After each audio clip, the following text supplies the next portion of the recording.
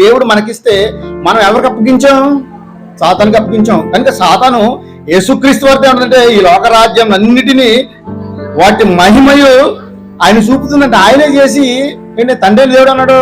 ఆ లోకాన్ని చూసినప్పుడు అంటే ఏమన్నాడు? చాలా మంచిదిగా ఉన్నది అని చెప్పు.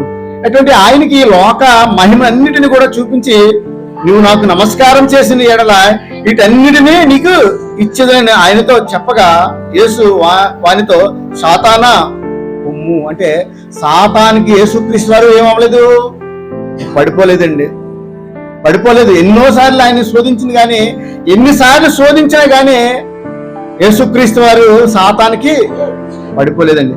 కానీ ప్రియమైన వల్ల మనమైతే లోకంలో పడిపోయాం, లోకాశంలో పడిపోయాం, లోకం వెంట మనం తిరుగుతున్నాం. కానీ లోకమే ఒక శాశ్వతం అనుకుంటున్నాం తప్ప లోకంలో మనం బ్రతుకు శాశ్వతం కాదు.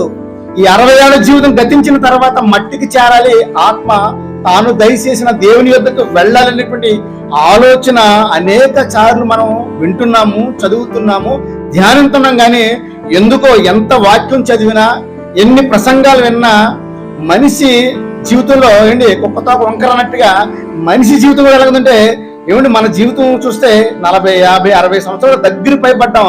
ఇంకా మనకి ఎంతకాలం బ్రతకము, ఈ మిగిలినటువంటి కాలమైనా కానీ దేవునికి ఇష్టలుగా బ్రతికి మరణించి ఆ మహాలోకం పరలోకం స్వతంత్రించుకున్నటువంటి ఆలోచన ఈరోజు మనిషికి లేక ఈ లోకం వెంబడి వెళ్ళిపోతున్నారండి. ఈ లోకాన్ని ఆశ్రయిస్తూ ఈ లోకంలో ఏదో కూడబెట్టాలని, ఈ లోకంలో ఏదో సంపాదించాలి, ఈ లోకంలో ఏదో పేరు ప్రఖ్యాతులు సంపాదించాలని ఉన్నారండి. కానీ ప్రియమైన వాళ్ళ లోకంలో ఏం సంపాదించినా కానీ వాటన్నిటిని కూడా ఇక్కడే మనం విడిచిపెట్టాలండి.